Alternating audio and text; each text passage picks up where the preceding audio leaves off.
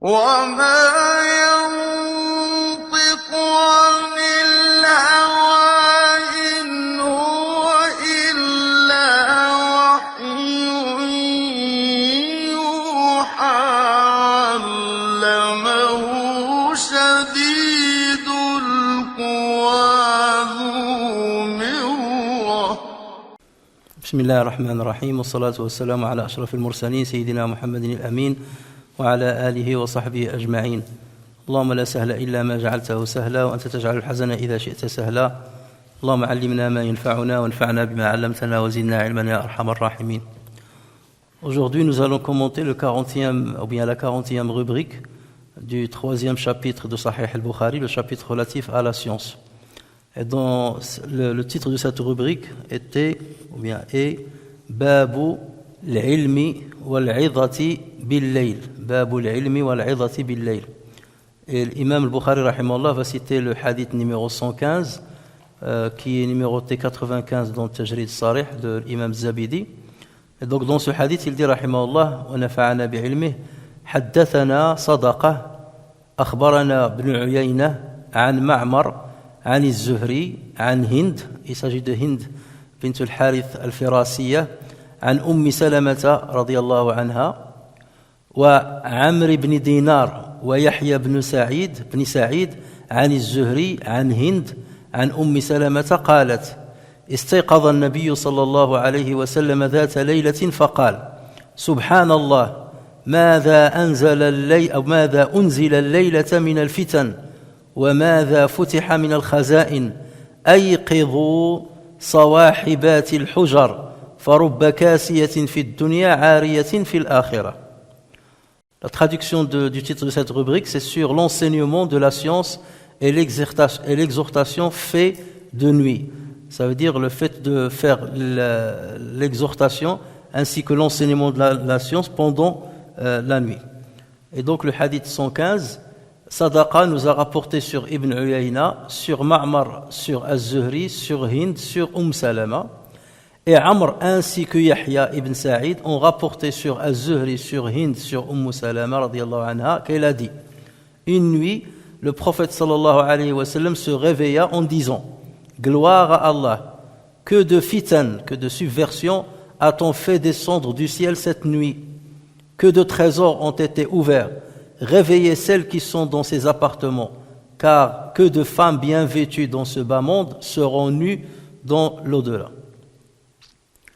Alors, comme vous pouvez le remarquer, dans la chaîne de transmission de ce hadith, il y a en fait deux chaînes qui vont se recouper vers la même personne. Et celui qui rapporte ces deux chaînes, c'est Ibn Uyayna, rahimahullah. Donc Ibn Uyayna rapporte ce hadith-là à travers deux chaînes. La première chaîne, donc il dit, Ma'mar nous a rapporté sur Az-Zuhri, sur Hind, sur Salama radiyallahu anha. Et la deuxième chaîne, il dit, Amr et Yahya ibn Sa'id m'ont rapporté sur Zuhri, sur Hind, sur Salama. Autrement dit, l'imam Ibn Uyayna a entendu ce hadith de la part de trois personnes, de Ma'mar, de Amr, donc et de Yahya ibn Sa'id. Sauf que Ma'mar, il l'a rapporté tout seul. Donc Ma'mar a rapporté sur Zuhri, qu'il a rapporté sur Hind, qu'il a rapporté sur Salama. Et Amr et Yahya ibn Sa'id l'ont rapporté en même temps. C'est-à-dire les deux étaient avec Ibn Uyayna. Ils ont rapporté le même hadith, toujours sur Zuhri, sur Hind, sur Salama. Ça veut dire qu'ici, on a trois personnes qui ont entendu ce hadith de l'imam Ibn Shihab az-Zuhri, rahimahullah, qui était, comme on l'a souvent dit, un grand rapporteur de hadith, et parmi ceux qui ont rapporté, ceux qui ont compilé, les premiers qui avaient compilé un grand nombre de hadiths sur le prophète sallallahu alayhi wa sallam. Alors ici, il y a seulement une petite nuance, bon là c'est plus pour les spécialistes, c'est que lorsqu'on parle de Yahya ibn Sa'id, il y a un homonyme, il y a Yahya ibn Sa'id al-Ansari, et il y a Yahya ibn Sa'id al-Qattan. Et dans certains commentaires, certains commentateurs, ils parlent de Yahya ibn Sa'id al-Qattan. Et là, c'est une erreur. Parce que Yahya ibn Sa'id al-Qattan n'a jamais rencontré Az-Zuhri. Il n'était pas de son époque, il l'a jamais rencontré, il n'a jamais rapporté sur lui. Donc les spécialistes, dès qu'ils entendent Yahya ibn Sa'id, donc ils savent automatiquement qu'il s'agit de l'Ansari et non pas de al-Qattan. Et ceux qui ne connaissent pas ces petites nuances-là, ils risquent de justement se tromper. D'où l'importance, bien entendu, de se référer toujours aux spécialistes de hadith. Alors, l'imam al-Bukhari, rahimahullah, a établi cette rubrique afin d'expliquer qu'il n'est pas interdit, en cas de besoin, de faire des exhortations ou de transmettre des éléments de savoir pendant la nuit. Et pourquoi il parle de ça? Parce que nous, ça pourrait nous paraître comme évident, donc de transmettre le savoir, ou d'établir des assises de savoir comme celle d'aujourd'hui, en pleine nuit, mais après le Maghrib.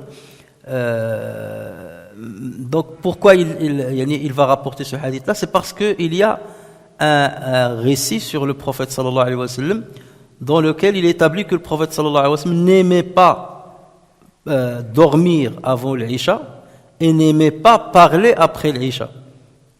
Le prophète sallallahu alayhi wa sallam déconseillait ça. Donc à partir de là, on peut penser que le fait de tenir des assises de savoir ou de faire des exhortations après la prière de l'Isha serait déconseillé, puisque le prophète sallallahu alayhi wa sallam n'aimait pas le faire.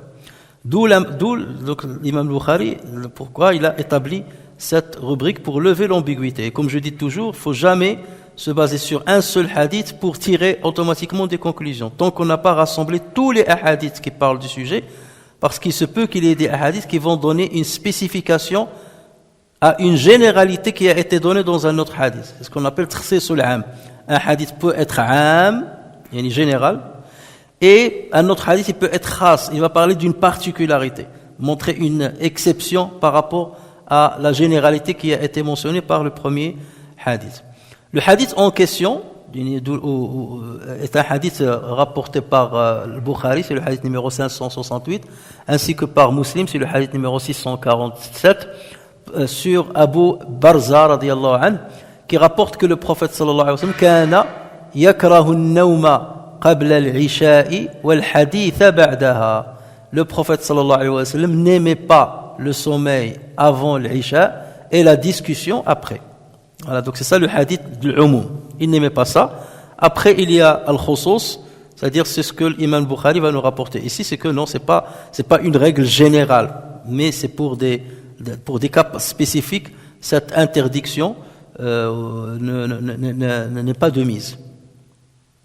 Alors l'imam Nawawi rahimahullah, lui aussi, lorsqu'il commente ce hadith dans Sahih al-Muslim, parce que le meilleur commentaire de Sahih al-Muslim, c'est celui de l'imam Nawawi rahimahullah. Donc lui, il commente aussi ce hadith dans Sahih al-Muslim et il dit ceci: les savants expliquent le caractère détestable de dormir avant l'Isha par le risque de ne pas pouvoir accomplir cette prière à son heure préférable ou à son heure légale, ou de ne pas pouvoir l'accomplir dans un groupe.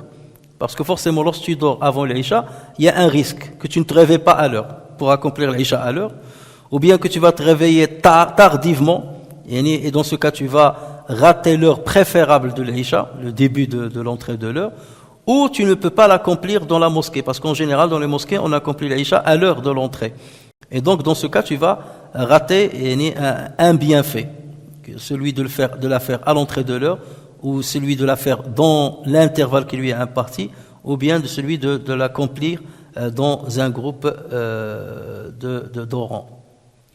Ensuite, il dit, la discussion après l'Isha fait encourir le risque de ne pas se réveiller à temps pour accomplir des prières nocturnes, ou bien pour prier le subh à l'heure préférable, ou à l'heure légale, ou en groupe. Donc pareil, le fait de parler trop après l'Isha, donc on dort tardivement, et à partir de là, on peut rater les prières surérogatoires, donc le qiyam al-layl, le tahajjud, ou bien on peut se réveiller tardivement par rapport à l'entrée de l'heure de subh, et dans ce cas-là, on ne l'accomplira pas à l'entrée de l'heure, ou bien on risque de ne se réveiller qu'après le lever du soleil, et dans ce cas, on a commis un péché, ou bien on ne va pas l'accomplir dans la mosquée et dans un groupe. Donc vous voyez bien que c'est ça le risque, c'est ça la justification de ce caractère détestable de parler après l'Isha. Et toujours lorsqu'on voit des interdictions, la première question qu'on se pose, une interdiction ou bien un caractère déconseillé d'un décret, il faut toujours se poser la question, est-ce que ce décret-là, mafhoumul ma'na ou la, est-ce que la raison de l'interdiction, la raison du caractère détestable est compréhensible ou pas? Lorsqu'il est compréhensible, donc on essaie de voir est-ce que la justification est toujours de mise ou pas. Lorsque c'est pas compréhensible, dans ce cas, on applique sans poser de questions. Pourquoi on accomplit 4 rak'at dans l'Isha et non pas 3? Donc là, on n'a pas d'explication. Il y a pas, lorsque le prophète sallallahu alayhi wa sallam va dire une femme n'a pas le droit de voyager toute seule sans mahram, là les savants vont aller chercher pourquoi il a dit ça. Certains ils vont dire parce que à l'époque la femme peut encourir un danger en cours de route et ainsi de suite. Et donc c'est sur cette base-là qu'ils peuvent donner des dérogations à la femme de voyager seule si les conditions de l'interdiction telles qu'ils les ont comprises donc vont être levées. Et c'est là où l'ijtihad des savants va intervenir. Et vous avez des gens qui vont avoir toujours une vision littéraliste des textes et qui vont être ils vont c'est-à-dire se cramper seulement à un seul avis. L'interdiction, je ne veux pas savoir pourquoi, quelle que soit l'époque, quelle que soit la situation, c'est interdit. Et donc c'est là où on commence à avoir des divergences et certains vont dire oui mais il y a le hadith là, il y a un dalil, il y a une preuve de ce hadith là, toi quel est ton dalil? Mais la preuve que tu ramènes, elle est justifiée pour une raison. Et la raison n'existe plus. Al-hukmu yaduru ma'a illatihi. Le décret, il tourne avec sa raison d'être. Donc lorsque la raison d'être se lève, le hukm, il se lève. Ou lorsque la raison change, le hukm, il peut changer. Et c'est là où l'ijtihad des savants va être beaucoup plus prononcé, ou pas, selon l'érudition des savants qui vont étudier ce texte-là, ou bien l'aborder. Ensuite, Imam Nawawi dit, les discussions déconseillées après l'Isha concernent celles qui ne présentent aucun intérêt. Tu parles de certaines choses du monde profane, il n'y a aucun intérêt. En revanche, il n'y a pas de restriction à étudier le savoir, parler des histoires des pieux, discuter avec des invités. Tu as des invités qui sont venus tardivement chez toi ou qui vont dormir chez toi, donc il n'y a pas de mal de discuter avec eux même après l'Isha. Parler avec son conjoint, avec ses enfants, s'ils sont éveillés par exemple, concilier entre les gens, intercéder en leur faveur, etc.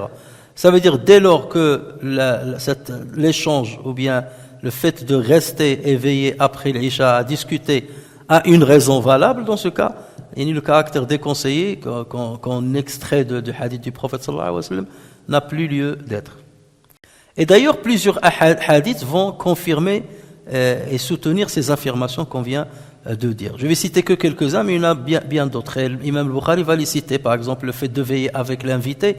Il y a un hadith qui va dans ce sens-là. Imam Bukhari va mettre une rubrique spéciale pour le fait de veiller, ou bien de passer une partie de la nuit à discuter avec un invité.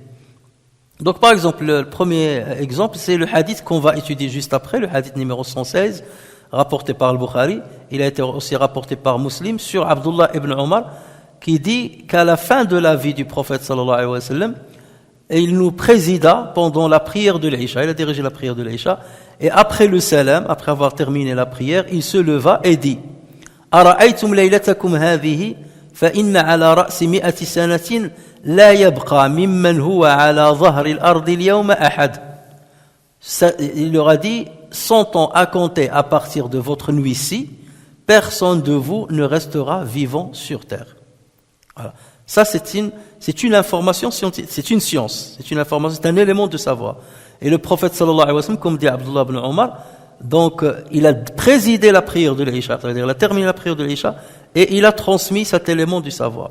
Donc d'où le titre de l'imam al-Bukhari. Un autre exemple, l'imam al-Bukhari ainsi que Muslim rapporte sur Abu Musa al-Ash'ari radiyallahu anhu que le prophète sallallahu alayhi wa sallam i'tamma bis-salati hatta bhara al-layl.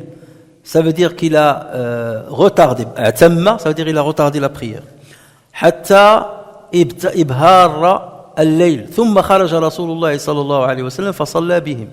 فلما قضى صلاته قال لمن حضره على رسلكم أعلمكم وأبشروا أن من نعمة الله عليكم أنه ليس من أحد يصلي هذه الساعة غيركم. Donc le prophète sallallahu alayhi wa sallam a retardé la prière jusqu'à presque la moitié de la nuit. Donc il a retardé l'Isha, la prière de l'Isha, jusqu'à presque la moitié de la nuit. Ensuite, il est sorti de chez lui. Ça veut dire pendant tout ce temps-là, les compagnons l'attendaient dans la mosquée et lui, il était chez lui. Ensuite, il est sorti de chez lui pour diriger la prière. Et une fois terminé, donc regardez, même après la moitié de la nuit, une fois terminé, il dit à ceux qui étaient présents, attendez que je vous enseigne une chose. Voilà un enseignement. Attendez que je vous enseigne une chose. Sachez que c'est un bienfait de votre Seigneur sur vous, que vous soyez les seuls à prier à cette heure-ci. Ça, c'est un bienfait de Dieu, que vous soyez les seuls. Tout le monde dort, alors que vous êtes encore présents à prier ensemble. Troisième hadith rapporté par le Bukhari sur Abdullah ibn Abbas. Et dans ce hadith-là, on va voir une version de ce hadith juste après. Donc dans ce hadith-là, Abdullah ibn Abbas nous apprend qu'il a dormi chez sa tante Maïmouna, radiyallahu anha, qui n'était autre que l'épouse du prophète sallallahu alayhi wa sallam. Et Abdullah ibn Abbas, il précise que le prophète sallallahu alayhi wa sallam, lorsqu'il est entré de la prière de l'Isha, de la mosquée, il a passé un moment à discuter avec sa femme avant de dormir. Il a passé un bon moment de la nuit à discuter avec sa femme, Maïmouna, avant de dormir. Ce qui montre que, même s'il détestait parler après l'Isha, là, il a discuté avec sa femme après l'Isha. Donc, ce qui montre qu'il y a des exceptions et que le hadith, il ne faut pas le comprendre d'une manière systématique, tel qu'on le comprend avec une première lecture. Quatrième exemple, c'est le hadith mentionné dans cette rubrique, donc on va étudier là, sur Salama radiyallahu anha, une des épouses du prophète sallallahu alayhi wa sallam. Alors, c'est l'occasion de parler de Salama, puisque c'est la première fois qu'on la mentionne. Peut-être qu'on l'a mentionné une autre fois, mais en tout cas ici, c'est elle qui est mentionnée dans ce hadith-là. Donc, Salama radiyallahu anha, son vrai nom, c'est Hind bint Abi Umayya al-Makhzoumiya, donc de la tribu de Banu Makhzoum, et cette tribu fait partie des 10 tribus de Quraysh. Elle est née, radiyallahu anha, 28 ans avant le Hijra. Et elle s'est mariée avec Abu Salama ibn Abdil Asad, donc qu'on surnomme Abu Salama, puisqu'ils avaient un fils qui s'appelait Salama, donc c'était son premier mari. Et ils étaient parmi ceux qui se sont convertis très tôt à l'islam. Mais comme ils étaient persécutés par les Qurayshites, donc ils étaient aussi parmi les premiers à avoir quitté la Mecque pour se réfugier en Abyssinie. Donc ils sont allés chez le roi d'Abyssinie, le prophète sallallahu alayhi wa sallam, il leur a dit, allez en Abyssinie, il y a là-bas un roi chrétien auprès de qui personne ne subit d'injustice. Et donc un groupe de musulmans, à peu près 90 musulmans, ont accompli cette hijra, c'est la première immigration. Et donc Salama était la première femme à accomplir cette première hijra en compagnie de son mari Abu Salama. Lorsque Surat An-Najm fut révélée, le prophète sallallahu alayhi wa sallam a récité cette surat à haute voix devant les Qurayshites. Et lorsqu'il est arrivé à la fin de la surat, أَفَبِهَذَا الْحَدِيثِ تَعْجَبُونَ وَتَضْحَكُونَ وَلَا تَبْكُونَ وَأَنْتُمْ سَامِدُونَ فَاسْجُدُوا لِلَّهِ وَاعْبُدُوا. Tout le monde s'est prosterné, فَاسْجُدُوا, tout le monde s'est prosterné, y compris les polythéistes, tellement ils étaient ébahis par cette surat. Lorsqu'il leur a dit prosternez-vous et adorez Dieu, ils se sont prosternés.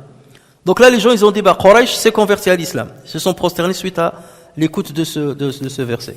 Et cette information, elle a commencé à se diffuser. Mais en fait, ils se sont prosternés, mais après, c'est comme s'ils étaient hypnotisés quelque part. Après, ils sont revenus à leur mécréance. Et donc, l'information, elle a circulé, si bien qu'il arriva en Abyssinie. Comme quoi, les Qurayshites se seraient convertis à l'islam. Et là, une bonne partie des immigrants sont revenus. Ils ont dit, alhamdulillah, maintenant que Quraysh est revenu à l'islam, donc on craint rien, on va revenir à la Mecque. Ils sont revenus à la Mecque et Salama, justement, en compagnie de son mari, sont revenus à la Mecque. Sauf qu'une fois à la Mecque, ils ont remarqué que les Qurayshites ne s'étaient pas convertis à l'islam. Et c'était à la bonne période, puisque Allah Azza wa Jalla avait autorisé aux musulmans d'accomplir le hijra vers Médine. Et donc Salama, avec son mari, il voulait être les premiers à accomplir cette hijra. Sauf qu'au moment où il voulait partir à l'hijra, la famille de Salama ont refusé qu'elle parte avec son mari. Donc ils ont parlé avec son mari, ils ont dit on ne laisse pas notre fille partir avec toi. Vous êtes apostasiés de notre religion, donc nous on maintient notre fille avec son fils et toi débrouille-toi. Donc Abu Salama n'avait pas de choix que de partir à Médine tout seul, laissant derrière lui Salama et leur fils Salama radiyallahu anhum. Et donc c'est plus tard qu'elle a été peinée, elle pleurait, et à la fin du compte, sa famille l'ont autorisé à accomplir l'immigration. Donc elle a pris, radiyallahu anha, son fils Salama, et elle a pris la route vers Médine toute seule. Et une fois il a quitté la Mecque, elle est arrivée à Tan'im, le quartier de Tan'im. Le quartier de Tan'im, c'est là où il y a aujourd'hui la mosquée de Aïcha radiyallahu anha, où les gens ils accomplissent parfois l'ihram de là-bas. Donc une fois elle est arrivée à Tan'im, elle a croisé un homme qui s'appelle Uthman ibn Talha radiyallahu anhu. Et à l'époque il n'était pas musulman. Et lui il fait partie de Banu Talha. Donc il l'a rencontré, il lui a dit où est-ce que tu vas ya Amat Allah? Il lui a dit je vais aller à Médine, je fuis la Mecque. Et par fierté, la fierté d'arabe, alors qu'il était mécréant et il détestait le prophète sallallahu alayhi wa sallam, il lui a dit je ne peux pas te laisser partir seul comme ça dans un voyage risqué comme ça. Donc je vais t'accompagner jusqu'à Médine. Monte sur le chameau, d'autres chameaux. Il l'a fait monter sur un d'autres chameau et il a pris, lui il était à pied et il l'a conduit jusqu'à plusieurs jours, jusqu'à ce qu'il soit arrivé à Quba. Et c'est là où il a retrouvé son mari Abu Salama. Et elle plus tard il a raconté ça au prophète sallallahu alayhi wa sallam et lui a dit c'était un homme vertueux parce que pendant tout le voyage il n'a jamais mis l'œil sur moi-même. Toujours il regardait ailleurs et lorsqu'on s'arrêtait pour se reposer, il partait très loin jusqu'à ce que je ne le vois pas, il me laissait me reposer, ensuite il revenait pour qu'on reprenne la route. Et Uthman ibn Talha plus tard, avant la conquête de la Mecque, il s'est converti à l'islam. Et il y avait une habitude chez les Arabes, c'est que Uthman ibn Talha, Banu Talha, donc sa tribu, sa famille, c'était eux qui s'occupaient de Sidanat al-Kaaba. Sidana, c'est le fait de s'occuper de l'Kaaba, c'est eux qui avaient la clé de l'Kaaba, c'est eux qui ouvraient la porte de l'Kaaba, c'est eux qui nettoyaient le Kaaba, qui s'occupaient des statues qui étaient là-bas, qui mettaient la couverture de l'Kaaba. Et lorsqu'il s'est converti à l'islam, une fois le prophète sallallahu alayhi wa sallam a conquis la Mecque, il a convoqué Uthman ibn Talha, qui était devenu musulman. Et il lui a dit, ramène-moi la clé de l'Kaaba. Et Uthman radiyallahu anhu s'est exécuté, sa mère n'a pas voulu au départ, il l'a convaincu. Donc il lui a donné la clé, et donc il l'a donné au prophète sallallahu alayhi wa sallam qui a ouvert le Kaaba et tout, et après il lui a dit, je te confie Sidanat al-Kaaba à ta famille. Et donc depuis, c'est cette famille-là qui s'occupe de Sidanat al-Kaaba, de la clé, du service de l'Kaaba. Sidana, ça veut dire le service rendu à al-Kaaba jusqu'à aujourd'hui. Sauf que Uthman ibn Talha, il n'avait pas d'enfant, donc c'est son cousin de Banu Shayba qui a pris cette responsabilité. Et donc Sidana est resté dans la famille de Banu Shayba jusqu'à aujourd'hui. Et la semaine dernière, pas plus loin que la semaine dernière, celui qui s'occupait de Sidana al-Kaaba, il a une clé qui fait 35 cm, c'est lui qui ouvre, c'est lui, n'importe qui, personne ne peut rentrer sans lui. C'est lui qui rentre, c'est lui qui met le bkhor, c'est lui qui nettoie. Donc il s'occupe de l'extérieur et de l'intérieur de l'Kaaba, tout ce qui concerne le Kaaba. Il est décédé la semaine dernière. La semaine dernière, juste après l'Aïd, il est décédé. Le 15 de Dhul Hijjah, il est décédé. Et ce lundi-là, il y a 2 jours, 3 jours, lundi, nous sommes mercredi. Lundi, ils ont nommé son frère. Donc ça se donne à le frère aîné, et après sa mort, il donne au frère qui vient juste après. Donc ils l'ont confié à son frère. Ouada, c'était un savant, celui qui est décédé la semaine dernière, c'était un savant et un enseignant à Jami'at al-Qura à la Mecque. Et donc regardez, ça tombe bien aujourd'hui, on parle justement de Uthman ibn Talha radiyallahu anhu. Et ça montre aussi le respect qu'avait le prophète sallallahu alayhi wa sallam par rapport à certaines traditions qui ont existé à l'époque. Lorsqu'il y a une famille qui avait un privilège, le prophète sallallahu alayhi wa sallam leur gardait et leur sauvegardait ce privilège. C'est ce qu'il a fait avec Banu Talha, et ensuite c'était Banu Shayba, puisqu'ils sont de la même famille. Alors le mari de Salama, Abu Salama radiyallahu anhu, a participé à la bataille de Badr, puis à la bataille de Uhud, où il fut lourdement blessé. Mais il a guéri. Enfin, sa blessure n'a pas guéri à 100%. Donc c'est une blessure qui a continué c'est pas quelque part, il n'a pas guéri. Et après plusieurs mois, il a été infecté, et c'est suite à cela qu'il décéda, radiyallahu anhu.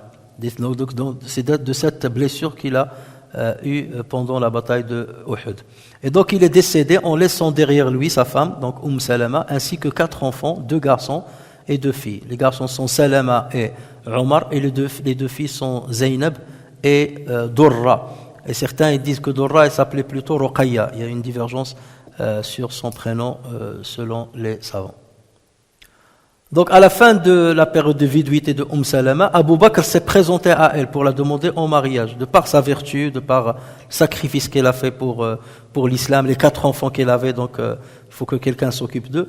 Mais elle a refusé. Elle ne voulait pas se marier derrière son mari, parce qu'elle considérait son mari comme le meilleur.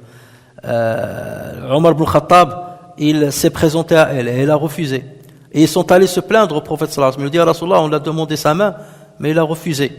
Et le prophète sallallahu alayhi wa sallam leur a dit, peut-être qu'Allah lui donnera meilleur que, parce qu'elle considère que son mari c'est le meilleur. Le prophète sallallahu alayhi wa sallam leur a dit, peut-être qu'Allah lui donnera meilleur que son mari. Et ce fut le prophète sallallahu alayhi wa sallam qui a fini par demander sa main. Sauf que lorsqu'il lui a demandé sa main, il lui a dit, Ya Rasulallah, Anna, j'ai 2 problèmes. J'ai des enfants qui sont en bas âge, et je dois m'occuper d'eux. Et je suis une femme très jalouse, donc je ne peux pas accepter la polygamie. Et donc le prophète sallallahu alayhi wa sallam lui a dit, quant à ta jalousie, je vais demander à Allah azza wa jal de l'estomper, que tu n'aies pas de jalousie. Et quant à tes enfants, donc je vais le prendre en charge. Donc elle a fini par accepter, et c'est comme ça que le prophète sallallahu alayhi wa sallam se maria avec, et qu'il a pris en charge ces 4 enfants qui ont grandi près du prophète sallallahu alayhi wa sallam. Salama radiallahu anha accompagnait souvent le prophète sallallahu alayhi wa sallam dans ses voyages, et c'était une femme très très sage et qui était toujours de bons conseils au prophète sallallahu alayhi wa sallam. Et notamment on connaît l'histoire de Sulh al-Hudaybiyah, lorsque les compagnons n'ont pas accepté que le prophète sallallahu alayhi wa sallam signe un pacte de paix avec les Qurayshites, et comme ils étaient en sacralité, en état de sacralité pour accomplir le Umrah, ils n'ont pas voulu se désacraliser. Et le prophète sallallahu alayhi wa sallam est rentré dans sa tente, donc dans la région de Hudaybiyah, et Salama a vu qu'il était peiné, il lui a dit, pourquoi tu es comme ça? Il a dit, mes compagnons ne veulent pas m'obéir, ils ne veulent pas se désacraliser. Et c'est là où Salama radiallahu anha lui a dit, tu n'as qu'à te désacraliser, tu demandes à ton coiffeur de venir te raser la tête, et là ils sauront que tu ne veux pas accomplir le Umrah, et ils sauront qu'ils ne peuvent pas t'influencer ou te faire désister. Et c'est ce que le prophète sallallahu alayhi wa sallam a fait, et tout le monde s'est rasé la tête, et ils se sont désacralisés pour revenir un an plus tard accomplir Umrah al-Qada, la Umrah de rattrapage.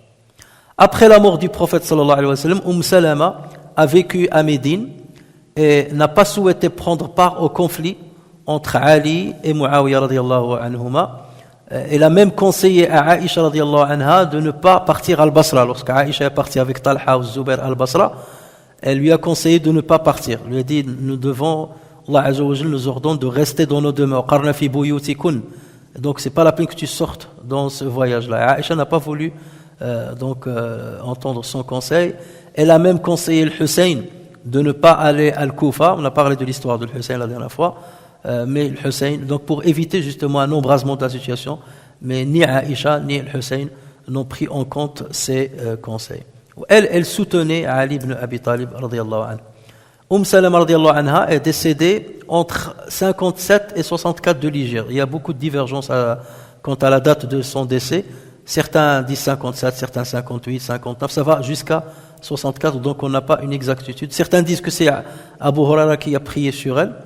Or, nous savons qu'Abu Huraira est mort en l'an 59 de l'Hégire. Donc si c'est vrai, ça veut dire qu'elle est morte avant l'an 59.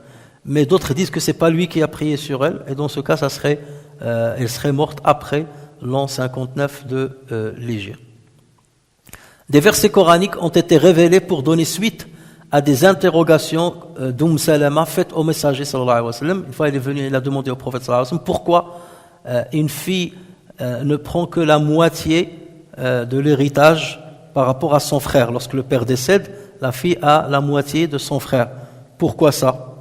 Et il a posé une autre fois une question, pourquoi les hommes participent à la défense de l'islam et tout, donc aux batailles, et les femmes n'ont pas cette obligation, alors que nous on veut avoir la même obligation que les hommes. Et il lui a dit pourquoi Allah Azza wa Jalla, lorsqu'il parle des croyants, il utilise toujours le masculin, il n'utilise pas le féminin.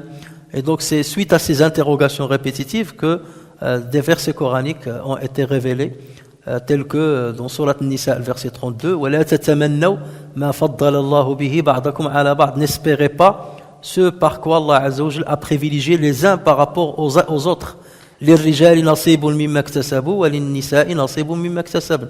Les hommes ont une part de ce que Dieu leur a attribué, et les femmes ont une part de ce que Dieu leur a attribué. Donc ça, ne cherchez pas à chercher le privilège de l'autre, parce que Dieu vous a donné d'autres privilèges qu'il n'a pas donné aux hommes. وَاسْأَلُوا اللَّهَ مِنْ فَضْلِهِ إِنَّ اللَّهَ كَانَ بِكُلِّ شَيْءٍ عَلِيمًا. C'est suite aussi à son interrogation que Allah a révélé le verset 35 de Surat Al-Ahzab. Innal muslimina wal muslimat wal mu'minina wal mu'minat wal qanitina wal qanitat wal sadiqina wal sadiqat wal sabirina wal sabirat wal khashi'ina wal khashi'at wal mutasaddiqina wal mutasaddiqat. Donc vous voyez, à chaque fois il citait en masculin et en féminin, et ça c'était suite à l'interrogation de Salama radiyallahu anha, pour la rassurer que même lorsqu'on parle au masculin, ça englobe tous les musulmans, hommes et femmes. Donc c'est seulement par commodité quelque part, mais si on va faire les détails, ben voilà, un verset où je vais détailler le tout. Donc vous êtes concernés à chaque fois que je parle de ce que doivent faire les musulmans, ou je parle des vertus des musulmans. Donc vous êtes concernés même si on n'utilise que le masculin, et ça c'était répandu à l'époque des Arabes. Après Aïcha radiyallahu anha, Salama était la deuxième femme à avoir rapporté le plus de hadiths.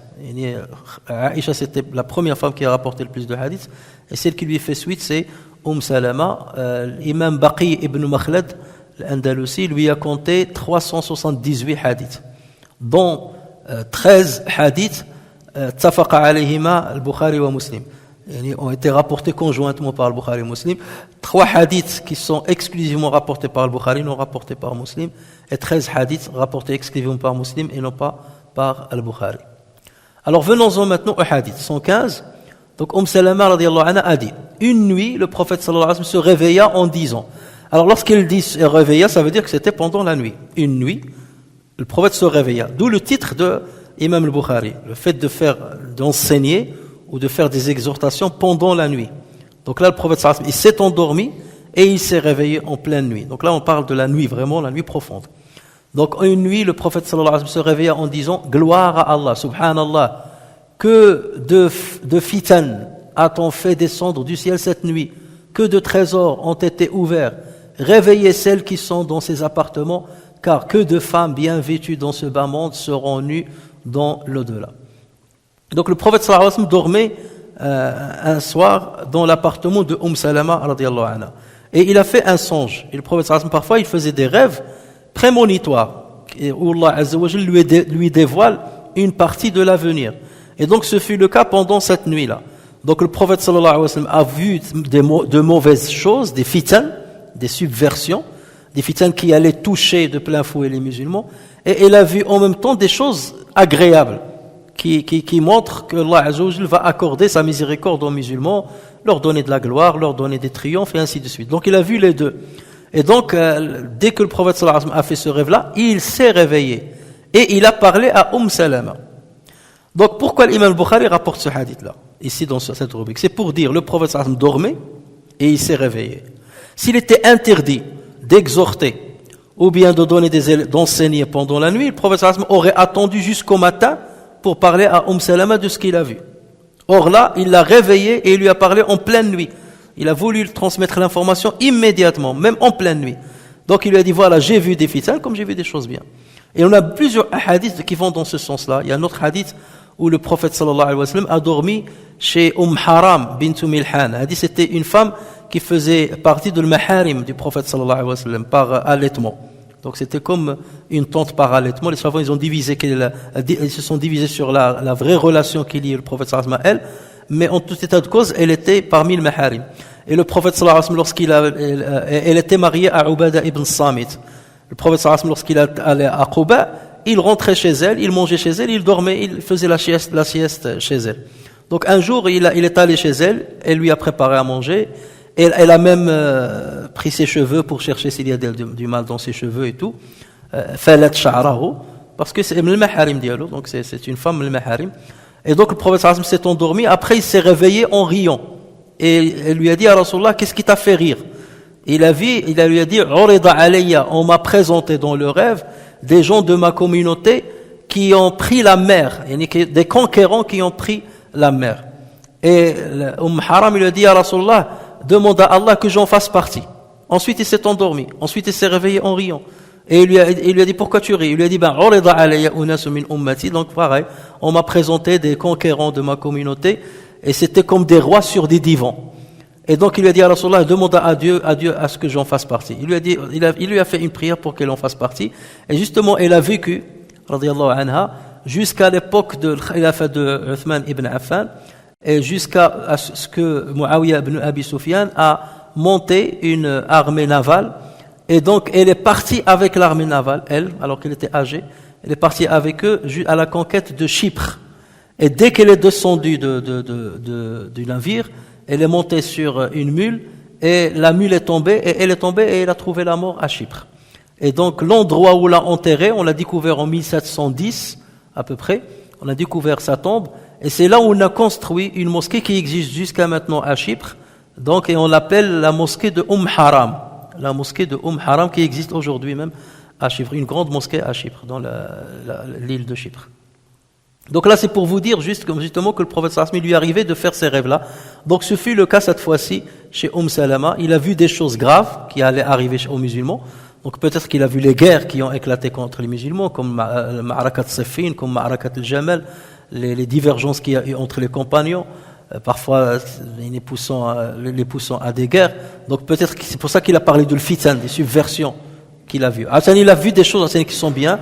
Peut-être qu'il a vu que les musulmans que l'islam allait se répandre dans plusieurs contrées à travers le monde. Donc c'est pour ça qu'il a parlé des deux. Donc le prophète sallallahu alayhi wa sallam, qu'est-ce qu'il a dit? Lorsqu'il s'est réveillé, il a dit Subhanallah. Ça c'est une exclamation. Subhanallah, ici c'est une exclamation d'étonnement. Normalement, subhanallah, ça c'est un dua, c'est un dhikr. Subhanallah, alhamdulillah, la ilaha illallah, Allahu akbar. Gloire à Dieu. Mais ici, le prophète sallallahu alayhi wa sallam l'a utilisé comme une expression d'exclamation et d'étonnement. Ce qui montre qu'il est autorisé d'utiliser cette expression qui est à la base une évocation, il est autorisé de l'utiliser comme une exclamation de ta'ajjub. Donc lorsque tu vois quelque chose qui t'étonne, tu dis subhanallah. Donc ça vient de ce hadith-là, puisque le prophète sallallahu alayhi wa sallam a utilisé la même expression. Par contre, ceux qui utilisent cette expression pour téléphoner, ils n'ont pas de source. Il prend le téléphone, il dit subhanallah, au lieu de dire allô, c'est bid'a. Donc ils disent subhanallah. Je connais certains qui disent subhanallah. C'est pas une exclamation, parce que tu appelles au téléphone, il n'y a aucune exclamation là-dessus. Donc là, par contre, le fait de l'étonnement comme ça, il n'y a pas de souci à dire subhanallah. Ensuite, le prophète sallallahu alayhi wa sallam, il a dit Mâdha unzila al-laylata min al-fitan. Le questionnement là, Mâdha, c'est pour ça la traduction elle est bonne ici. Que de fitan a-t-on fait descendre du ciel cette nuit? En fait, il y a énormément. La question ici, c'est pour dire qu'il y a énormément de subversions qui sont descendues aujourd'hui. C'est-à-dire que Dieu m'a fait voir pendant cette nuit-là. Voilà.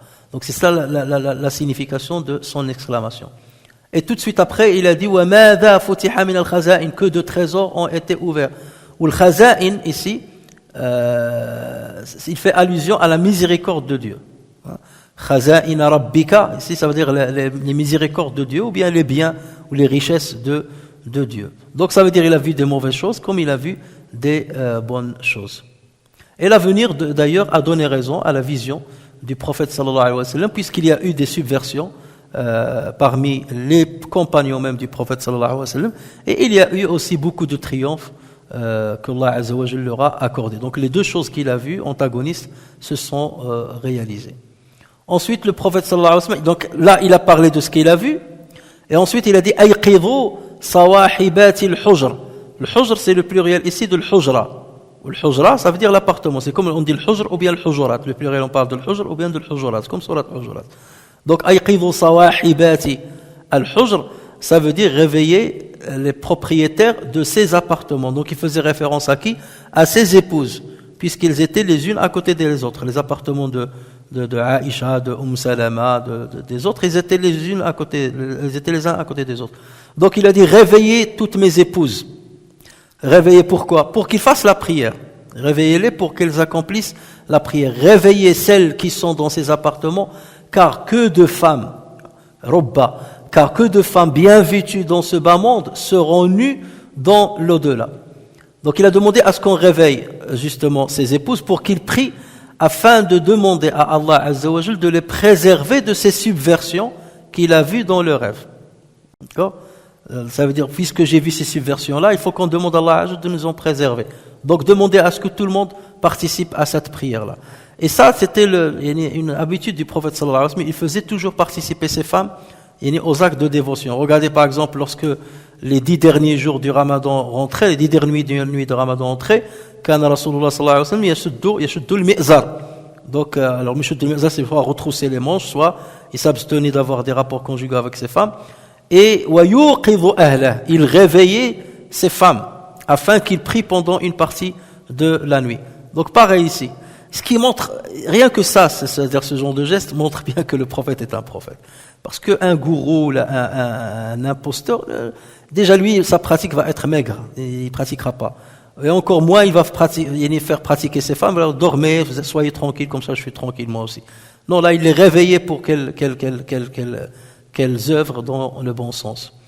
Ensuite, il les a mis en garde contre la confiance que peut prendre une personne en pensant qu'elle ne sera aucunement touchée par un égarement jusqu'à la fin de sa vie. Regardez, il a dit farubba kasiyatin fi dunya ariyatin fil akhirah. Avec le terme rubba, on l'utilise imma lit-taqlil ou lit-takthir. Rubba, on l'utilise pour faire référence à quelque chose peu nombreuse ou à une chose très nombreuse. Et ici, c'est pour faire référence à quelque chose de très nombreux. Ça veut dire il y a beaucoup de femmes qui seront vêtues ici-bas et qui seront nues dans le delà. Donc c'est pour ça qu'il a dit Rubba. C'est comme ça qu'il faut comprendre Rubba dans ce contexte-là. Ça veut dire il y a beaucoup de personnes qui seront nues, vêtues ici-bas et nues dans le delà. Maintenant, quelle est la signification de la parole du prophète sallallahu alayhi wa sallam ? Elles sont vêtues ici-bas et nues dans le delà. Ça, c'est une métaphore. Et les savants ont divergé quant à sa signification, mais toutes les interprétations qu'ils ont données se valent et se ressemblent. Certains, par exemple, ont dit que de femmes bien vêtues par les bienfaits divins dans ce bas monde en seront dépourvues dans le delà. Ici, ces femmes-là bénies dans les bienfaits divins, et dans le delà, elles en seront dépourvues. Une autre signification qui a été donnée, que de femmes riches, bien vêtues par des beaux habits dans ce bas monde, seront dépourvues de la récompense divine dans l'au-delà. Mais toujours est-il, qu'est-ce qu'on peut comprendre de cette expression du prophète sallallahu alayhi wa sallam ? C'est que le prophète sallallahu alayhi wa sallam ne voulait pas que ses épouses tombent dans l'insouciance, en pensant que parce qu'elles sont les épouses du prophète, donc forcément, il mériterait le paradis. Parce qu'il va dire, moi je suis l'épouse du prophète, donc Inch'Allah, je serai dans le Firdaus al-A'la avec lui, il n'y a pas de problème, donc je suis sauvé. Attention, donc c'est pour ça que le prophète dit, attention, il n'y a que de personnes qui sont vêtues ici-bas, ils seront dépourvues et ils seront nus dans le delà. C'est pour leur dire, ne vous fiez pas au fait que vous soyez mes épouses. Et ne pensez pas que ceci va vous épargner de l'égarement, vous épargner de l'enfer. Non, que chacune de vous travaille et déploie un effort intense pour qu'elle mérite la grâce de Dieu et pour qu'elle mérite le paradis le jour du jugement. C'est ça le sens de la parole du prophète. Donc c'est une mise en garde avec une belle phrase, avec une bonne forme métaphorique. Donc ses épouses, il enjoignait ses épouses à bien s'activer dans la dévotion pour mériter la miséricorde de Dieu. Ce hadith montre qu'il convient aux musulmans de prier la nuit, de veiller la nuit, des prières surrogatoires, pour demander protection contre les épreuves de la vie. Lorsqu'on voit qu'il y a beaucoup de fitna, comme ce qu'on passe ces temps-ci, comme ce que la communauté musulmane passe ces temps-ci, c'est bien que les musulmans, avant de penser à l'aide financière, ainsi de suite, veillent une partie de la nuit et prier et demander à Allah Azza wa Jal qu'il accorde ses bienfaits, sa miséricorde, son triomphe à ceux qui souffrent et à ceux qui subissent des injustices. Et Allah Azza wa Jal nous dit à cet égard, wasta'inu bis-sabri was-salah, et chercher secours dans l'endurance, sabr ou salah, chercher endurance chercher refuge ou secours dans l'endurance et as-salat. Ça doit être notre refuge, la patience et la multiplication des prières surrogatoires. Donc voici concernant le commentaire de ce premier de cette rubrique. On va passer à la rubrique 41 que l'imam al-Bukhari rahimahullah a intitulé Babu as-samari fil ilm. Et il a rapporté le hadith 116 qui est dans Tajrid Salih numéro 96 et dans lequel il a dit rahimahullah حدثنا سعيد بن عفير قال حدثني الليث قال حدثني عبد الرحمن بن خالد بن مسافر عن ابن شهاب donc ابن شهاب الزهري عن سالم il s'agit de Salim بن عبد الله بن عمر le petit-fils de بن عمر وأبي بكر بن سليمان بن أبي حثمة أن عبد الله بن عمر قال صلى بنا النبي صلى الله عليه وسلم العشاء في آخر حياته فلما سلم قام فقال أرأيتكم ليلتكم هذه فإن رأس 100 سنة منها لا يبقى ممن هو على ظهر الأرض أحد. Ensuite, Imam Bukhari a cité un deuxième hadith, c'est le hadith numéro 117 et qui porte le numéro 97 dans Tajrid Sarih et dans lequel Imam Bukhari a dit حدثنا آدم قال حدثنا شعبة قال حدثنا الحكم ساجد الحكم بن عتيبة قال سمعت سعيد بن جبير عن ابن عباس قال بت في بيت خالتي ميمونة بنت الحارث زوج النبي صلى الله عليه وسلم وكان النبي صلى الله عليه وسلم عندها في ليلتها فصلى النبي صلى الله عليه وسلم العشاء ثم جاء إلى منزله فصلى 4 ركعات ثم نام ثم قام ثم قال نام الغليم أو كلمة تشبهها ثم قام فقمت عن يساره فجعلني عن يمينه فصلى 5 ركعات ثم صلى 2 ركعتين ثم نام حتى سمعت غطيطه أو خطيطه ثم خرج إلى الصلاة. Donc le titre de cette rubrique c'est sur l'entretien nocturne au sujet de la science. Regardez, tout à l'heure, il parlait de l'enseignement et l'exhortation pendant la nuit. Et ici, il parle de samar bil ilm. As-samar bil ilm. Donc, vous voyez qu'il y a une grande ressemblance, mais on va voir la nuance entre les deux titres. Ici, c'est l'entretien nocturne au sujet de la science. Le hadith donc 116, Abdullah ibn Omar rapporta. À la fin de sa vie, le prophète sallallahu alayhi wa sallam nous présida une fois pendant la prière de l'Isha. On a cité ce hadith juste tout à l'heure. Après le salam, il se leva et dit « Retenez bien votre nuit-ci. 100 ans après, des hommes vivant maintenant sur la surface de la terre, 100 ans après, de ces hommes qui vivent maintenant sur la surface de la terre, aucun ne restera vivant. Et de vous qui êtes présents cette nuit, personne de vous ne sera vivant d'ici 100 ans. Et retenez bien ça. Ensuite, il a cité le hadith 117. D'après Saïd ibn Jubayr, Ibn Abbas rapporta ceci. Une fois, je passais la nuit chez ma tante maternelle Maymouna bint al-Harith, l'épouse du prophète sallallahu alayhi wa sallam, qui était alors venue passer chez elle la nuit qui lui était consacrée. En fait, il pria le Isha à la mosquée, puis rentra chez lui, où il fit 4 rak'at, s'endormit, puis se réveilla et dit, le petit garçon dort-il? On verra que ce n'est pas forcément une question ici. Mais ici, la traduction, on va la prendre comme ça. Le petit garçon dort-il? Ou quelques mots similaires. Donc ça, c'est le narrateur qui a dit, soit il a dit ça, soit il a dit des mots similaires. Avant de se lever pour la prière. Je me levai, dit Ibn Abbas, je me levai à mon tour et me mis à sa gauche, et lui de me mettre à sa droite.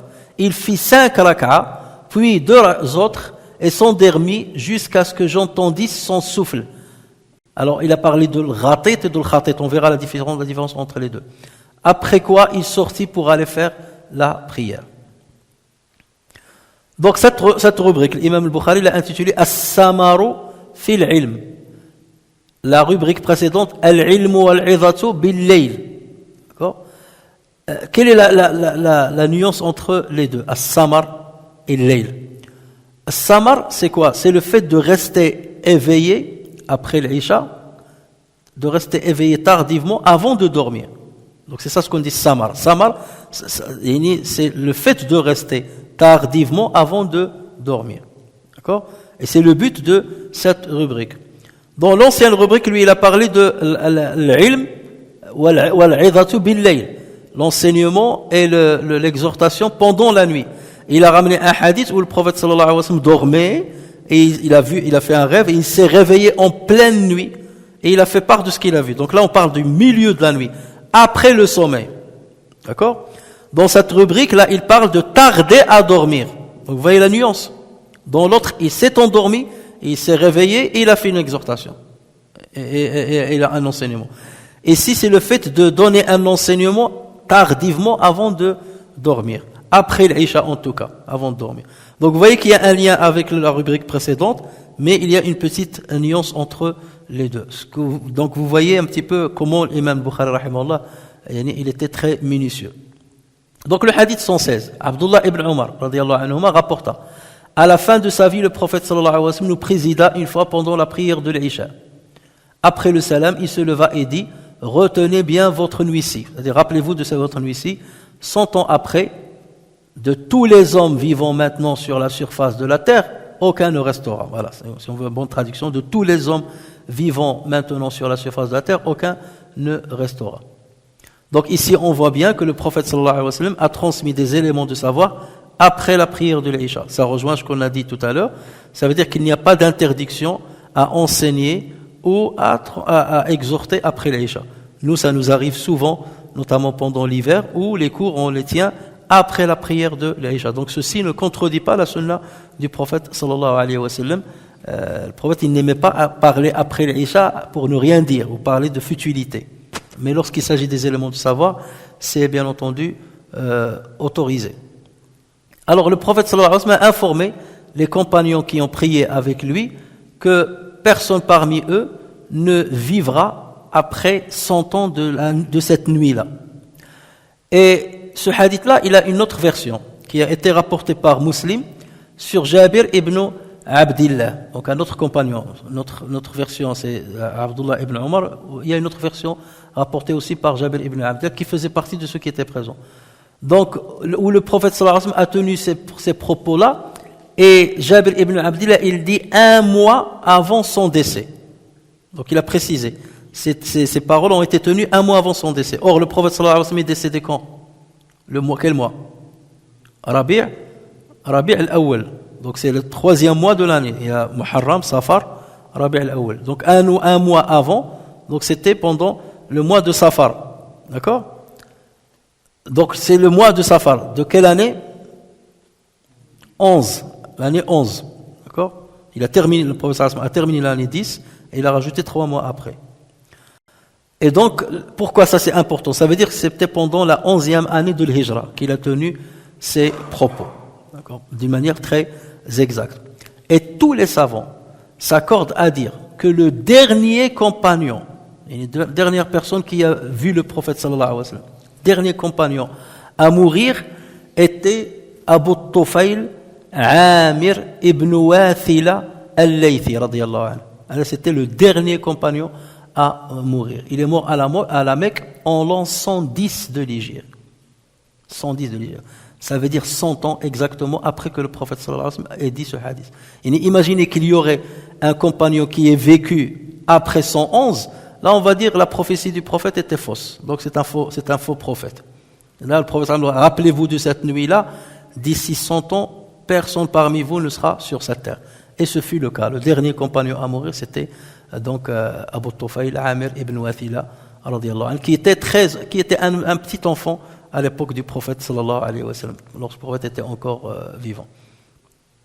Donc ici, le prophète sallallahu alayhi wa sallam, il voulait deux choses. Il voulait faire part d'une information qu'il a reçue de Dieu, d'une révélation divine. Dieu m'a informé de ceci, qu'il n'y aura personne d'entre vous qui va être vivant. Et pourquoi il leur a dit ça? C'est une information, à quoi ça va leur servir? En fait, il était en train de les exhorter, pour leur dire, attention, vous faites partie d'une communauté qui ne vit pas longtemps, comme vivaient les autres communautés avant vous. Regardez, Nuh alayhi salam, il a vécu 1000 ans. Donc vous n'allez pas vivre longtemps. Donc le meilleur d'entre vous qui est encore présent là, il va vivre 100 ans. Donc quelque part, faites attention, multipliez les bonnes œuvres, empressez-vous, hâtez-vous, hein? Pressez-vous, réveillez-vous, et faites vite, n'attendez pas. Donc c'est une exhortation implicite, c'est une exhortation implicite de vous activer avant qu'il ne soit trop tard, parce qu'il ne vous reste pas beaucoup de temps. Mais là, nous savons très bien qu'Allah Azza wa Jalla a privilégié la communauté musulmane par certaines récompenses qui font de sorte qu'il rattrape ceux qui ont vécu longtemps des autres communautés. Laylatul Qadri khayrun min alfi shahr. Si tu veux la nuit de Qadr, c'est khayrun min alfi shahr. Donc tu peux dépasser ceux qui ont vécu très longtemps rien qu'en accomplissant Laylatul Qadr. Tu pries par exemple à la Mecque, ta prière elle compte 100 000 fois la prière ailleurs. Tu pries à Al-Madina 1000 fois. Donc il y a des moments où Allah Azza wa Jalla multiplie les hasanat. Et c'est pour ça, lorsque vous entendez, il aura 50 fois de récompense, ou là, vous accomplissez 5 prières, mais vous aurez la récompense de 50. Ça veut dire 50 quoi? Ça veut dire que vous aurez la récompense de 50 prières chez une autre communauté. En accomplissant 5 prières, vous, les musulmans, vous aurez 50 fois plus de récompense que ce qu'on donnait pour une prière à quelqu'un d'une autre communauté. C'est comme ça qu'il faut, c'est ça le repère qui montre la préférence que Dieu a donnée à la communauté musulmane. Donc c'était ça l'objectif du prophète sallallahu alayhi wa sallam à travers ce hadith-là. Ensuite on passe au hadith 117. Donc Abdullah ibn Abbas dit, une fois je passais la nuit chez ma tante maternelle Maymouna bint al-Harith, l'épouse du prophète sallallahu alayhi wa sallam, qui était alors venue passer chez elle. Le prophète était passé chez elle pour passer la nuit qui lui était consacrée, parce que comme vous savez, le prophète sallallahu alayhi wa sallam, il était équitable entre ses épouses, il passait chaque nuit chez une parmi elles. Et là, c'était le tour de Maymouna ibn al-Harith, qui était la mère maternelle de Ibn Abbas. Parce que Ibn Abbas, radiyallahu anhu, sa mère, elle s'appelle Lubaba al-Kubra al-Hilaliya. Lubaba, la grande Lubaba. Et pourquoi on l'a surnommée le Kubra? Parce qu'elle avait une sœur de son père, une demi-sœur de son père, qui s'appelait Lubaba aussi. Et donc pour les distinguer, donc ça montre bien qu'on peut donner le même prénom à deux enfants lorsqu'ils n'ont pas le même père et la même mère. Lorsqu'ils sont demi-frères ou la demi-sœur, ou deux demi-frères ou deux demi-sœurs, on peut leur donner le même prénom. C'est comme Bush Junior, Bush, je sais pas comment ils appellent l'autre. Senior, voilà, Junior et le Senior, des choses comme ça. Donc elle s'appelait Lubaba al-Kubra, et sa petite sœur s'appelait Lubaba as-Sughra. Et Maymouna bint al-Harith, l'épouse du prophète sallallahu alayhi wa sallam, était la sœur de Lubaba al-Kubra. Donc ça veut dire quoi? Ça veut dire c'était la fille de al-Harith. Ils avaient le même père et la même mère, et donc c'est pour ça qu'il parlait de sa tante maternelle. Ibn Abbas il disait ma tante maternelle, c'est la sœur de ma mère. Voilà. Et Maymouna bint al-Harith radiyallahu anha était la dernière épouse du prophète sallallahu alayhi wa sallam. Le prophète il s'est marié avec elle en l'an 7 de l'Hijra.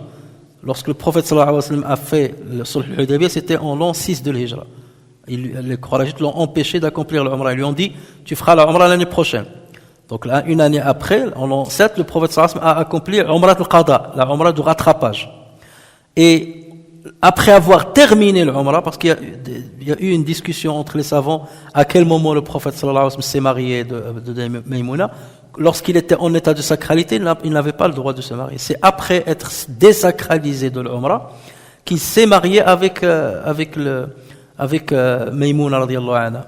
Et la preuve en est qu'il a voulu accomplir le walima à la Mecque, avant de quitter la Mecque pour revenir à Médine. Et les Qurayshites l'ont empêché. Ils lui ont dit, ça y est, tu as les jours qu'on t'a accordés pour accomplir l'Umrah sont terminés. Donc tu ne restes pas ici. Et donc le prophète sallallahu alayhi wa sallam a quitté la Mecque, et c'est en cours de route, à quelques kilomètres, à 10 000 exactement 10 000, c'est à peu près 15 kilomètres, de la Mecque, qu'il a accompli le walima et qu'il a consommé son mariage avec Maymouna bint al-Harith, au moment où il revenait de l'Umrah. Et c'est l'Abbas, son oncle Abbas, qui lui a proposé de se marier avec, puisqu'elle était la sœur de sa femme. D'accord, c'était sa belle-sœur. Donc il a proposé au prophète sallallahu alayhi wa sallam de se marier avec elle parce qu'il n'avait pas de mari, il avait perdu son mari, et donc le prophète sallallahu alayhi wa sallam il a accepté. C'était sa dernière épouse. Maymouna radiyallahu anha est décédée en l'an 51 de l'Hégire, et c'était juste après qu'elle ait accompli le pèlerinage. Elle a accompli le pèlerinage, et au moment où il revenait à Médine, parce qu'elle s'installait à Médine, il n'allait à la Mecque que pour le pèlerinage. Donc lorsqu'elle voulait revenir à Médine, elle est tombée malade à l'endroit où le prophète sallallahu alayhi wa sallam s'est marié avec elle, de quelques kilomètres de la Mecque. Et c'est là-bas qu'elle est décédée, et c'est là-bas qu'on l'a enterrée. et ce fut Ibn Abbas, donc Ibn Abbas qui raconte l'histoire sur elle. Donc son neveu, c'est lui qui a dirigé la prière mortuaire sur elle. Donc Ibn Abbas, justement, profitait du lien qu'il avait avec Maymouna radiyallahu anha, parce qu'elle était sa tante, pour aller lui rendre visite souvent. Et il choisissait le jour où le prophète sallallahu alayhi wa sallam va être chez elle. Son but, c'était pas d'aller voir sa tante, son premier but, c'était d'aller voir le prophète. Comme il était curieux, Ibn Abbas, et le prophète sallallahu alayhi wa sallam, il a fait une invocation pour lui, Allahumma faqihhu fi ddin wa 'allimhu ta'wil, on a déjà parlé de lui. Donc il aimait beaucoup poser des questions, et donc pour avoir ce privilège d'être seul avec le prophète, il attendait le jour où le prophète sallallahu alayhi wa sallam allait dormir chez sa femme, et il venait squatter chez eux. Ma tante, je suis venu te voir. Voilà, il voulait seulement rencontrer le prophète sallallahu alayhi wa sallam. Et donc la nuit là en particulier, il voulait guetter ce que faisait le prophète sallallahu alayhi wa sallam pendant la nuit. On va le voir dans une version. Il voulait voir comment était la prière du prophète sallallahu alayhi wa sallam surérogatoire la nuit, parce que personne ne la voit, si ce n'est ses épouses. Donc moi je vais guetter, il était encore jeune, un petit enfant. Donc je veux guetter pour voir ce qu'il fait pendant la nuit. Donc c'est pour cela qu'il est venu chez Maymouna radiyallahu anha. Ensuite il dit, en fait le prophète pria le Isha à la mosquée, puis rentra chez lui, où il fit 4 rak'at, s'endormit ensuite, puis se réveilla et dit, le petit garçon, Nam al-Ghulayim. Alors, cette expression, Nam al-Ghulayim, on peut la comprendre de deux manières. Soit le prophète sallallahu alayhi wa sallam est en train de poser la question, Hal Nam al-Ghulayim.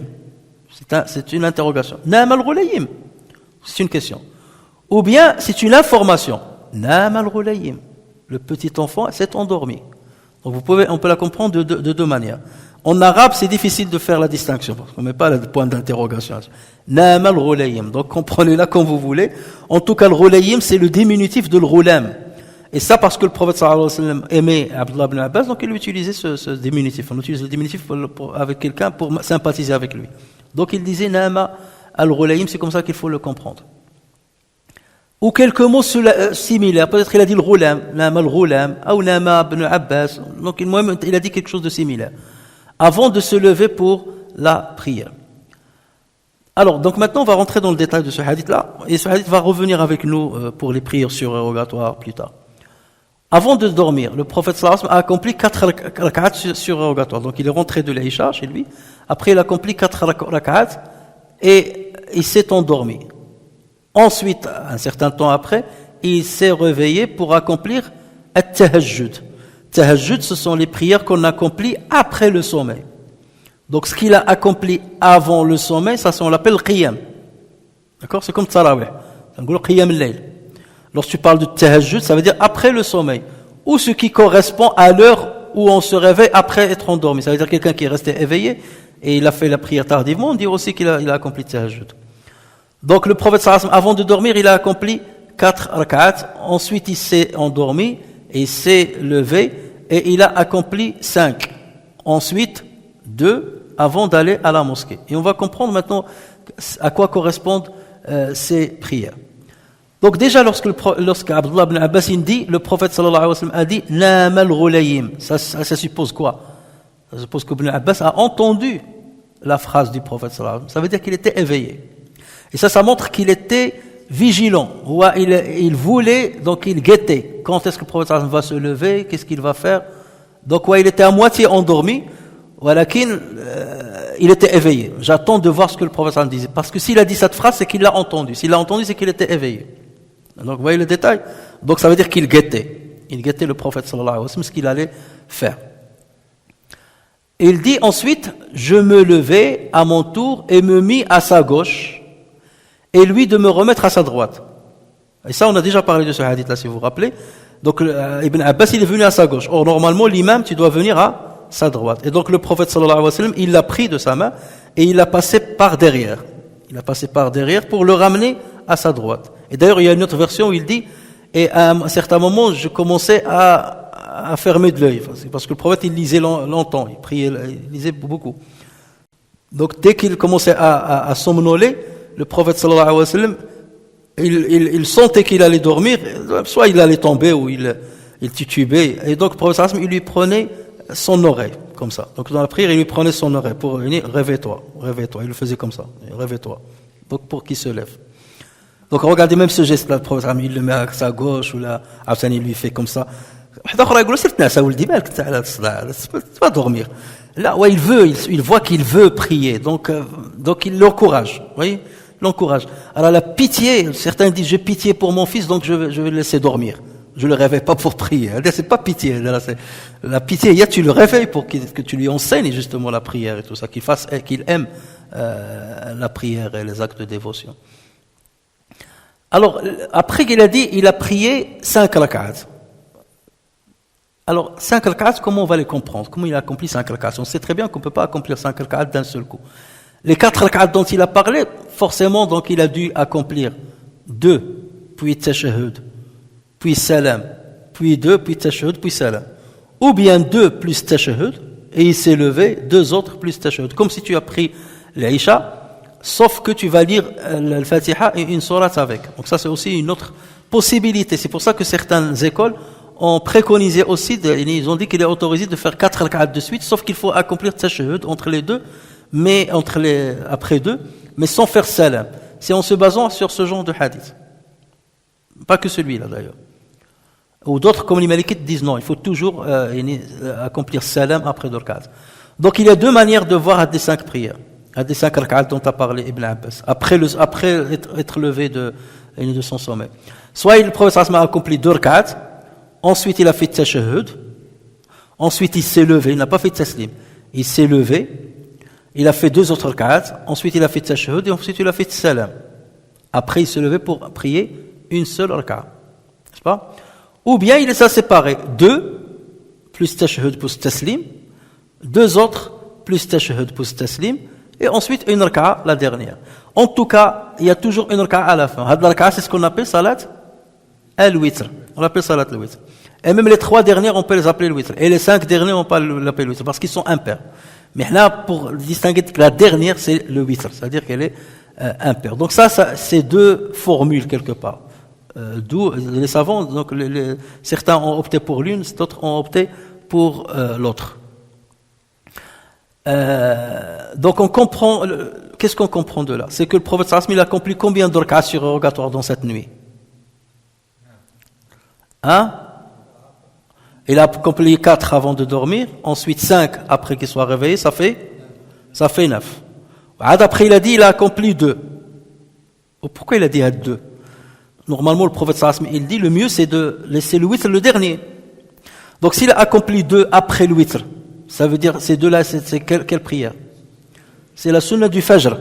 C'est-à-dire, il a entendu l'adhan de Ghali ibn Raykun Bilal, ou bien Abdullah ibn Kulthum, sauf qu'Abdullah ibn Kulthum, il faisait le premier adhan, et ensuite Bilal faisait le vrai adhan, il était à l'entrée de l'heure. Donc, ces 2-là, les dernières, c'est les 2 de l'witr.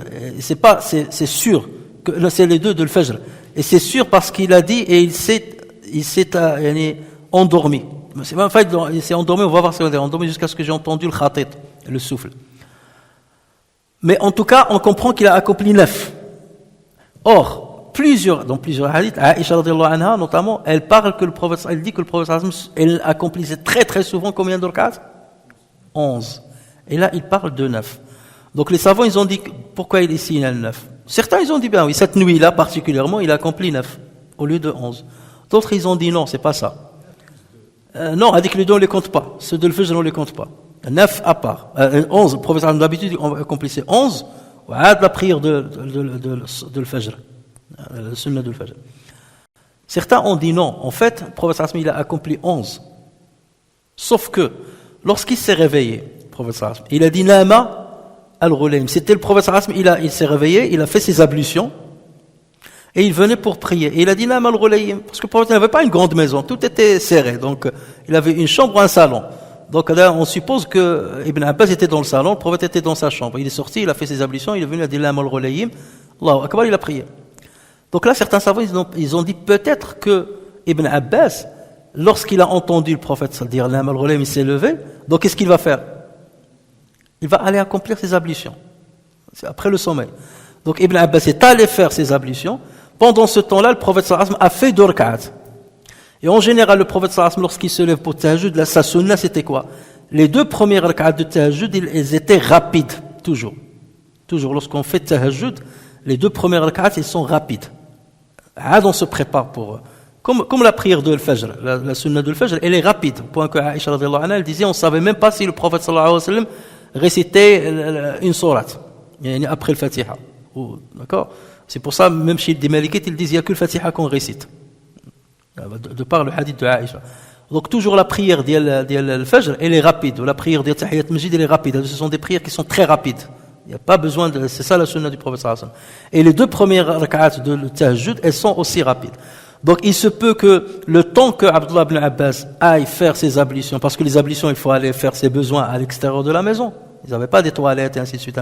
Le temps d'aller faire le plus loin possible ses besoins, d'accomplir les ablutions, le prophète sallallahu alayhi wa sallam a déjà terminé 2.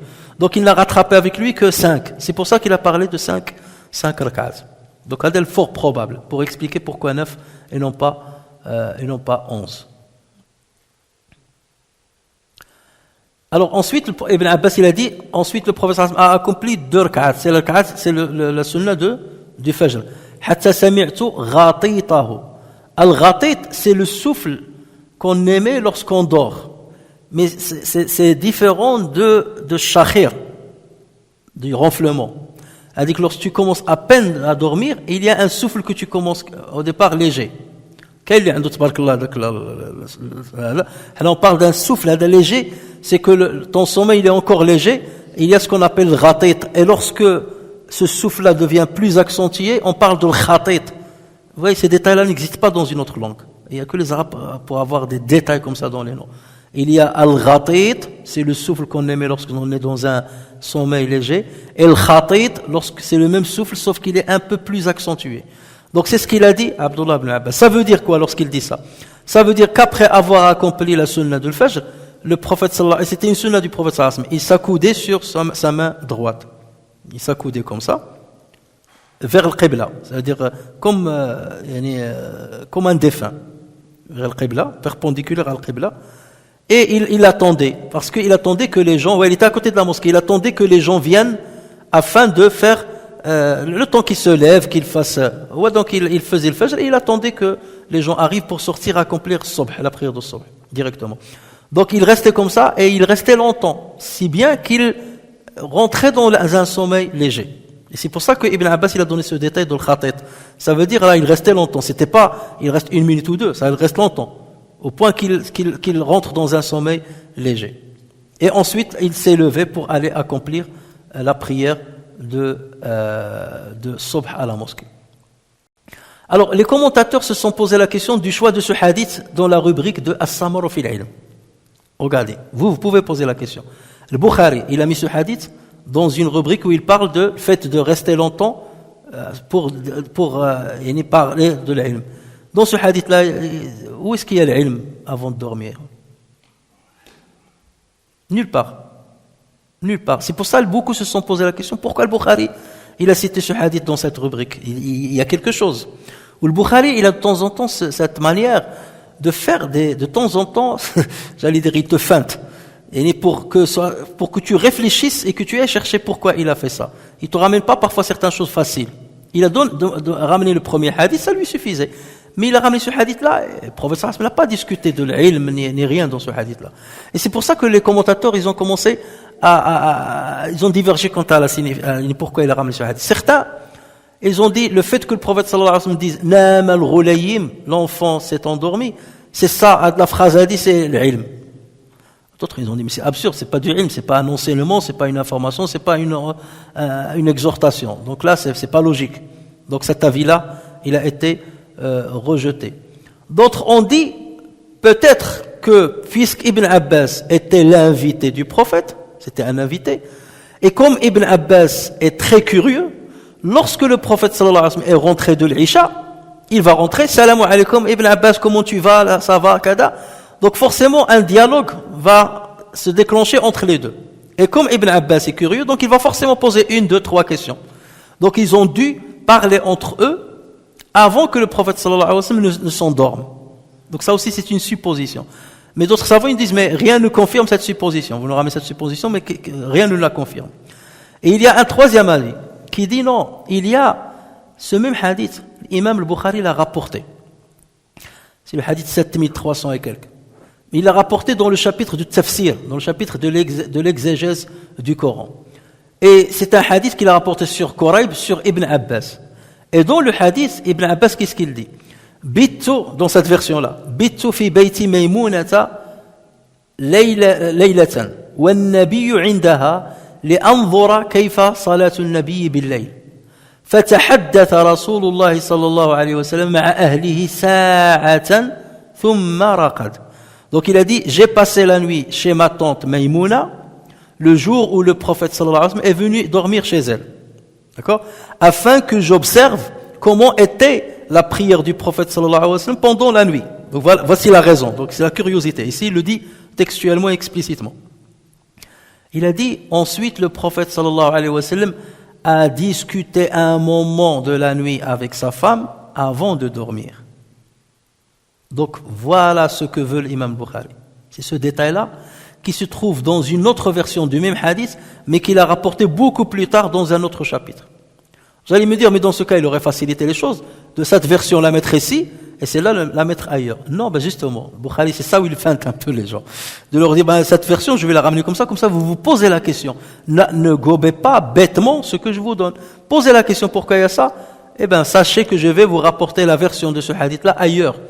Et donc, ce qui m'intéresse, c'est de savoir que pendant cette nuit, le prophète sallallahu alayhi wa sallam a parlé à Maïmouna avant de dormir. Jusque-là, ça va.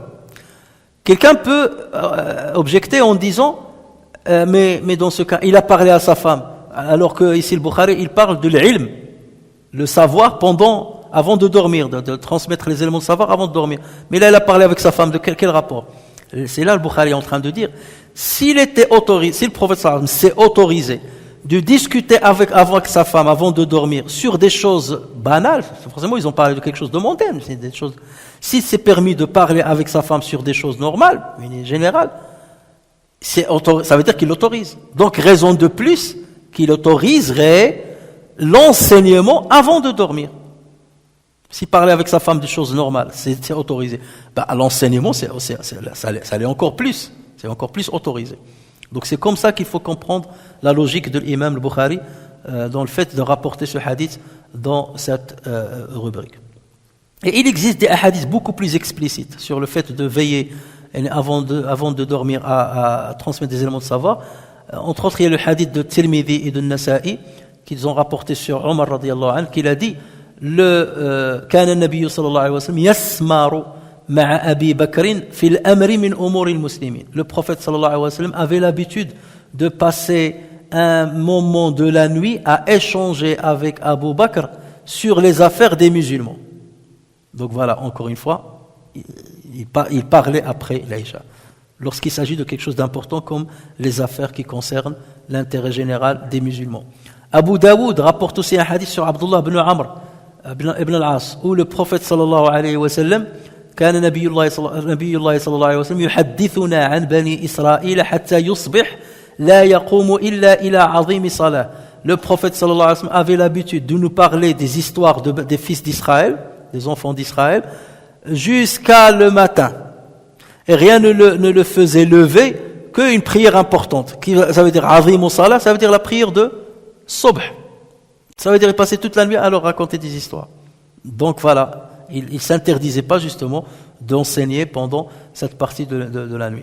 Et Ibn Hajar, rahimahullah, il rapporte justement que Omar ibn Khattab a passé une partie de la nuit à échanger avec Abu Moussa al-Ash'ari sur des questions de fiqh. Donc sur des questions de fiqh. Et ce dernier, ça veut dire Abu Moussa al-Ash'ari, il lui a dit As-salah. Et maintenant on va se lever pour prier quelques prières surérogatoires. Et Omar de répondre, Inna fi salah, nous sommes dans une prière. Donc moi ils étaient en train de parler de choses de fiqh. Le fiqh a dit halal, a dit haram, ainsi de suite. Et à un moment, Abu Moussa al-Ash'ari lui a dit, as-salah, on va faire quelques prières surrogatoires. Et Omar lui a dit, Inna fi salah, ce que nous sommes en train de faire, c'est comme une salat. Et ça, rappelez-vous, j'avais raconté l'imam Malik, rahimahullah, il était dans une assise, et le mu'addin il a fait l'appel à la prière. Et un de ses élèves, il s'est levé. Il lui a dit, où est-ce que tu vas aller? Il lui a dit, pour faire deux rak'at entre l'adhan et l'iqama. Et il lui a dit, ce que tu veux faire n'est pas plus important que ce que tu es en train de faire. Ça veut dire cette assise de savoir ce que tu es en train d'apprendre est plus important que les 2 rak'at que tu vas accomplir. Parce que les rak'at, tu peux toujours les rattraper ou les faire d'autres similaires et gagner des hasanat. Mais l'ilm, il se peut que ce que tu vas apprendre comme élément de savoir pendant cette assise-là, tu ne le trouveras pas ailleurs. Là, tu n'entendras pas parler une autre fois dans une autre occasion. Donc voilà ce qu'on peut dire sur cette rubrique. نسأل الله عز وجل أن ينفعنا بما سمعنا وأن يعلمنا ما ينفعنا إنه على ذلك قدير بالإجابة جدير. سبحانك اللهم وبحمدك نشهد أن لا إله إلا أنت نستغفرك ونتوب إليك. سبحان ربك رب العزة عما يصفون وسلام على المرسلين والحمد لله رب العالمين.